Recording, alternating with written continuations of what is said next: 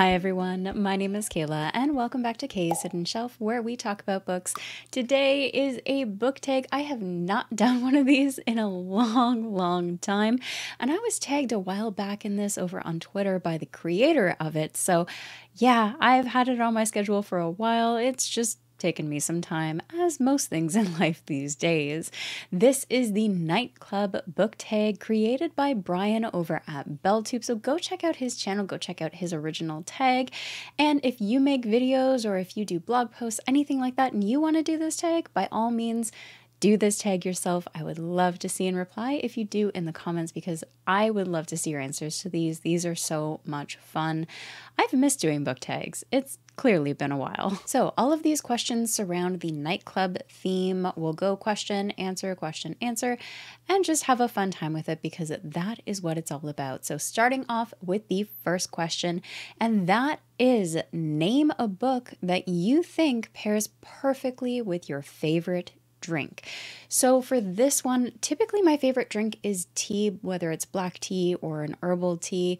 I love my tea, but with it being the colder season of the year and we're getting into the holiday time, a nice special treat that I kind of reserve for this time of year, and for that reason it's a special favorite, if you will, is a beautiful hot chocolate. You can't go wrong with a hot chocolate unless it's watered down, in which case that's just unacceptable. It's not a hot chocolate at that point. It is just chocolatey, watery muck. But a beautifully delicious, rich hot chocolate as a nice treat on a cold night with loved ones, and it just reminds you of the holiday time. Yeah, that is absolutely a favorite. And a book that perfectly reminds me of this is, bear with me, it is Death of a Christmas Tree Salesman by Patricia Meredith. It's a murder mystery. Yes, and I know all the cozy, good feelings that you get at the holiday time. Murder mystery doesn't really go together, but this entire story is just full of holiday goodness, a ton of culture, history, and lore surrounding the North Pole and Santa Claus and all of that, in addition to the murder mystery happening.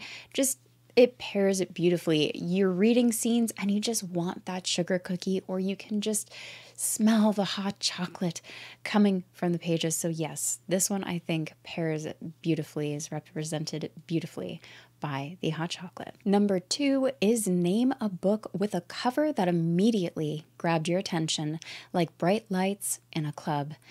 Easily, this is going to be an entire trilogy, and yes, I'm putting a trilogy here because each one of them was eye-catching. It just drew me in from the first moment I saw them, whether it was online or on the shelves, and that is the Bloodsworn Saga by John Gwynne. Ooh, there is just something about gigantic beasts against a small, tiny human that just, yeah, the way the design is, the art, the stakes obviously at hand, each one of these covers has drawn me in without question. Number 3 is, what book did you have to put down because it wasn't letting you in? The theme on this is actually The Bouncer, which is genius. And it's a tough one for me because I don't often DNF. I do try and get through books as much as I can or come back to them. That being said, there's one that I did finish but never really connected with, never really got into, and I'll get it. Okay, before I reveal it, it was really sad too because it was such a highly anticipated release for me from a book that the author had written before. I loved it. I was so excited for this new one. And it just never clicked with me. And I've considered rereading it just to see if it clicks better, if it was my mood. I don't know what it was, but that is The Spear Cuts Through Water by Simon and Menez. Everything that's in here I should love. Everything that goes on in here should have pulled me in. And like I said, I don't know if it was my mood or what was going on, but when I read this, I walked away feeling quite empty and disappointed. And it was it's a good book. I just never really connected with it. I just had a really hard time with that part. And yeah, one day I'm going to reread it and see if it hits a little bit better, but that's the one that comes to mind for this one. I should probably say the name of these questions as well. So, number 4 is DJ's Choice. What book would you recommend as the perfect read for someone new to the fantasy genre? For this one, I'm actually going to give you 2 answers, and the reason for that is because I am going to do one in sci-fi and one in fantasy. Now, the one for sci-fi is going to be a bit of a mix. It's not going to be your traditional sci-fi because I think this is a much more fun place to start while it still gives you the elements of sci-fi, and that is Wistful Ascending by J.C.M. Byrne. Now, this is book 1 in the Hybrid Helix series, and there are 5 books available if you do want to check this out, but essentially this is a blending of sci-fi and superhero in such a way that is like it's like potato chips. You can't just have one. The first book was phenomenal. It hooked me in right from the beginning, and they're told in such a way that gives you that sci-fi feel out in outer space, the conflicts between different species from different planets, and then you have this main character who is superhero-like in terms of his powers, but he just wants to live a mundane life and go under the radar and just tow ships all day to this sentient spaceship. And yeah, so he just keeps getting caught up in shenanigans, if you will. It's like potato chips. They are fun, they are exciting, great characters, and I think a great place to start if you're looking at sci-fi elements, but something a little bit more familiar in terms of superhero and the type of storytelling that goes along with action-packed films as well. For fantasy, it is a long-standing favorite, and that is the Threadlight trilogy by Zach Argyle. There's 3 books in this, and the first book is Voice of War. Now, the reason I am picking an entire trilogy for this is because I found it to be very accessible, similar to Brandon Sanderson in terms of getting into a very different world, but with familiar elements, magic system that doesn't feel too far out. It can be a little bit easier to delve into. There's just a lot about this series that is both accessible and just pulls you in to the point where it really doesn't want to let you go. So after this trilogy, I know I had a huge book hangover in terms of my reading. There's a lot about this that draws you in terms of intricacies in the plot. The characters are phenomenally done. And then you have this fascinating world building and lore and mystery surrounding it all that, you know, goes along with the magic system. So there's a lot about this that's creative, but also familiar in terms of how the military is formed, how society is formed, and just there's just a lot at stake in this. And I feel like it would be accessible, but also pull readers in enough that if there are elements that might not be up their alley, they're going to be fully focused on all of the intrigue and all of the conflicts and everything going on because, yeah, there's a lot. It pulls you in, and like I said, it does not let you go. Number 5 is Disco Ball. Name a book that made you feel like you were part of a vibrant, glittering world. It's hard to pick just one because authors are just creating these fascinating, immersive, and just beautiful worlds. But the first one that comes to mind is a favorite of mine, and there's a reason for it, but that is Hills of Heather and Bone by K.E. Andrews.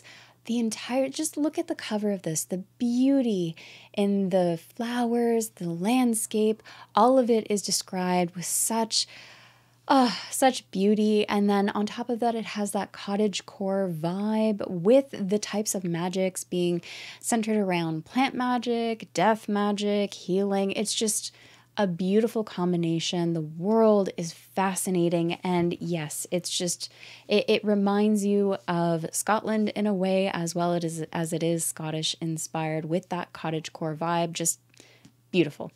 Beautiful, in my opinion. Before I forget, another reason why this one comes to mind is because of that cozy vibe it has with the cottagecore, the setting, but also it feels quite real. There are very real problems, real stakes at hand, and all of it just comes together in a beautiful way. Number 6, Dance Floor Diva. What book had you dancing with excitement from the first page to the last? There's only one answer to this, and it's a book I recently finished reading, and it is a beast of a book. So it was a long time to be spent with excitement, but from beginning to end, it was Words of Radiance by Brandon Sanderson.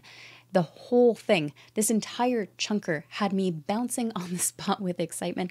And there were scenes where I just ended up spamming friends because of reveals and links coming together and just the satisfaction and excitement of it all when you realize a connection, all of it. Every moment of this was pure excitement. And yes, thank goodness I have wonderful friends who just spam message me back with the matched level of excitement when I get to those moments, because they are the absolute best friends you could ask for in those moments of just pure excitement and joy. Number 7, guest list. Which author would you invite to an exclusive book-themed party and why? Okay, I can't pick just one. And I'm going to explain why. I would absolutely love to invite every author, because just authors are fascinating. People are fascinating. I love chatting with them. But a bit of a clincher here is that I am not a big party person. I'm not one for overly loud music and dancing and not being able to have the opportunity to really chat. I don't drink either. So the nightclub scene, and the ironic part of me doing this tag is that I don't really do that stuff, but I love little quaint, cozy get-togethers. And there could be 30 people in my house just having a grand old time, and I would absolutely love that. But I love just the more cozy, natural environment of it, where you might have music in the background, people are chatting, having a grand old time, eating good food, because that is freaking important in those get-togethers, or even maybe baking or cooking something in the kitchen with people you love. I just love that more than anything else. So for that reason, I am picking a package deal, because you cannot invite one without the other in this case, and that is the author duo of the Merediths, Andrew D. Meredith and Patricia Meredith. There are a few reasons why. First and foremost, I consider them to be wonderful and dear friends to me, but at the same time, those two would be so phenomenal to have at a party, like I just mentioned. They would bring life to the party. They have so many different interests and passions. We could have conversations for hours. They love food, I think maybe more than me.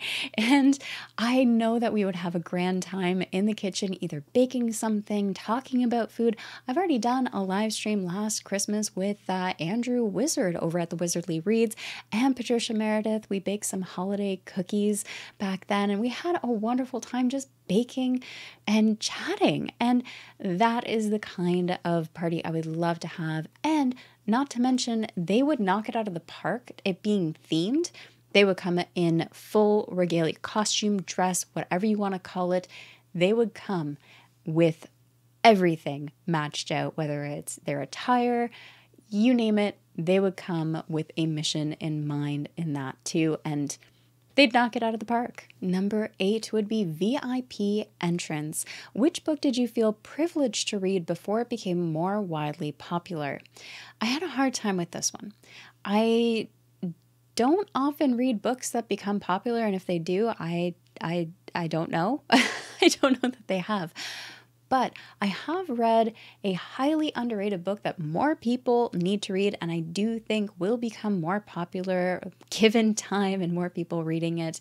And that is Nomads of the Sea by Kobe Zucker. This is self-published, but honestly, it needs more love. It deserves more love. It is one of the best fantasy books that I have read to date. It is a chunker, but it's a military-inspired fantasy that has a nomadic seafaring folk, a revolution that's taking place, and these two very different cultures have to come together, work together to quell this revolution that is happening. And it just encompasses everything that I would hope for in fantasy, and it's character-driven, unique battle scenes, magic, and just you have these moments of intensity, tension, suspense, darkness along with it as well. It all is incredibly polished and still one of my favorite fantasy reads to date, and more people need to read it. So I am putting it here because I I don't know that I've read a book that was not popular before I got to it, but this is one that deserves to be popular because it is so, so well done. Number 9, Dance Battle. Which two characters from different books would you love to see face off in a dance battle? I want to pick two characters that might not partake in a dance battle, but I would hope they would, and they would take it so seriously. I want to pick the grumpy characters. That's the thing. I don't want to pick the lively drinking characters that, would just go in. They're the life of the party anyway, and they would do it anyway. I want to pick the grumpy characters who want to sit against the wall, be the wallflower, merge into the darkness if they could. And I just want to see them, if they would take it as seriously as I would hope they would. And so my first choice is going to be Brode from the Songs of Chaos series by Michael R. Miller. He's this grumpy mentor character who I am sure had some party life in him before he got to that style of or point of his life. And then on top of that, I would also pick Half Pint from Dark Town by Palmer Pickering because he is a shape-shifting, grumpy goblin who is just full of surprises. I would love to see if these two would take it seriously, and just because it says battle in it and how far it would go. That would just be a huge laugh for me. Number 10 is Midnight Read. What's a book you couldn't put down and ended up reading all night? Now, it's been a while since I've had the opportunity to do that because I'm a grandma. Once 9-10 o'clock passes, I'm out. I am the type of reader to fall asleep while reading only a couple pages, so that doesn't happen often. But the last time I binge read a book, and I did it in 2 days, was The Wickwire Watch by Jacqueline Hagan. This is a Victorian style steampunk fantasy gaslamp, and the tagline on this is trust no one. I'm 3 books in and I still trust no one. It's full of mystery. You follow a rapscallion of an orphan who is just charming, and you can't help but love him. He gets into trouble. There's so much mystery around it, and there's a lot of discussion of who's in the right, as there are 2 conflicting groups of people. One who doesn't believe themselves to be criminals, and the other who says, yeah, you kind of are. So who do you trust? There's dark specters. It's just, there's a lot that happens and a lot that makes you question. And so yes, I read this in 2 days. Number 11 is After Party. What book left you with a hangover, unable to start a new read immediately after finishing? I have the physical books. They're 2 precious, pretty special editions to trust myself to take all 3 down and show you, but that is the Tide Child trilogy by R.J. Barker. This trilogy left me with a huge book hangover, and it's the kind of trilogy I wish I could read again for the first time. It has a nautical setting. It follows a single POV, but tells the story of 2 characters through that single POV. It is just masterfully done from beginning to end, and I went through all of the experience of it because there's intensity. You have pirate-like fights and all of it with this incredible magic system and world and very unique things, but I had no idea threads were being woven until the very end of the trilogy, and I was just left gobsmacked. It was one of those trilogies that completely caught me off guard. The way it all came together was beautifully done. It is intricate. It is an incredible read for character-driven readers. And yes, 10 out of 10 would recommend. It is still one of my favorite series to date. And finally, number 12 is Late Night Conversations. Which book left you thinking deeply or wanting to discuss it with others late into the night? This is one that I luckily had the opportunity to discuss with others since it was a buddy read. And the reason I put it like that is because this is the kind of book that you can't really discuss past 10-15% because it's best experienced for yourself, best read by yourself, and anything after the 10 to 15% mark could potentially ruin the experience for someone else. That's the kind of book this is, and that is Piranesi by Susanna Clarke. The first time I picked it up, I had a hard time getting into the first chapter. The second time I picked it up, everything just clicked. The mystery of the location, the world, the character. There's so much that is unknown when you start this. And as you continue to read and all of the things that come together, and some things are answered, many are still not. And it is just a phenomenal experience from beginning to end. And it is one of those reads that you really do want to pick apart with someone else and have an in-depth conversation with, because it is just phenomenal. I did even talk about just that first 10% and some of the themes that are included with my husband, who doesn't typically read fiction.